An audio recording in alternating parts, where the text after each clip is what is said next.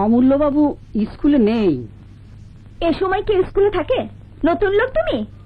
ও বাড়িতে গিয়ে দেখতে পারোনি? ও বাড়িতেও নেই। কোথায় কোন ছোট লোকদের ছেলেদের সাথে ডাঙ্গুলি খেলছে, তার কি কোনো ভয় ডর আছে? এবার তার একটা চোখ কানা হলে বড় গিন্নির মনোবাঞ্ছা পূর্ণ হয়। বুঝি বুঝি, সব বুঝি। এসব আমার বিরুদ্ধে ষড়যন্ত্র, সব বড় গিন্নির চাল। যা, যেখান থেকে পারিস খুঁজে নিয়ে আয়। আগে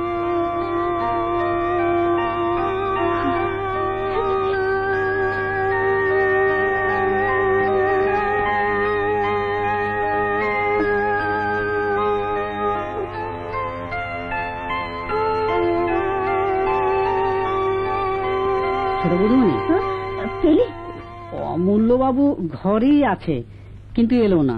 এলো না কি রে? আমি ডাকছি, তুই বলেছিলি? আগে তবুও এলো না। আমি যাই। তার আর দোষ কি?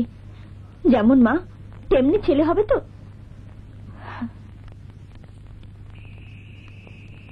চলো বৌদি। চলো। কোথায় যাও? বৌদিকে ও বাড়িতে পৌঁছে দিতে। পৌঁছে দিতে তো যাচ্ছ, কিন্তু উনি যে জল স্পর্শ করেননি তুমি জানো? সে তোমার জানার কথা, আমার নয়।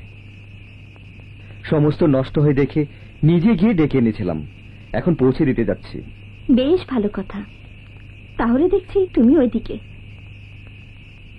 চলো বৌদি, এই নাও চাবি, চলো।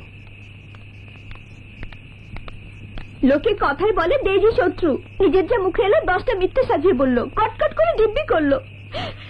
4 দিন 4 রাত ছেলের মুখ দেখতে দিল না। ভগবানের বিচার করবেন, ভগবানের বিচার করবেন। ছোট বউ, দিদি, ছোট বউ, দিদি। কি হলো দেখি? দেখতে হবে না, চলো তো, চলো। যায় যায় ঝগড়া হয়েছে, ছেলে কি হলো? সে একবার আসতে পারলে না? ছোট বউ মিথ্যে বলেনি, যেমন মা তেমনি ছেলে হবে তো। ঢের ঢের ছেলে দেখেছি বাবা, এমন নেমো খারাম ছেলে কখনো দেখিনি। তুমি ছেলে ভালোবাসো ছোট বউ, আমার নরেন্দ্রনাথকে নাও, ওকে তোমায় দিলাম।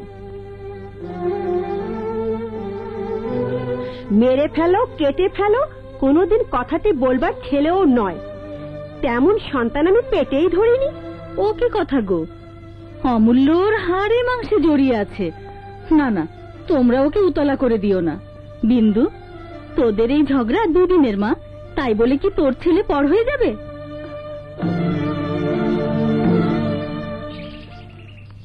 অমূল্য, অমূল্য চরণ, অমূল্য। কোথায় গেল ছেলেটা?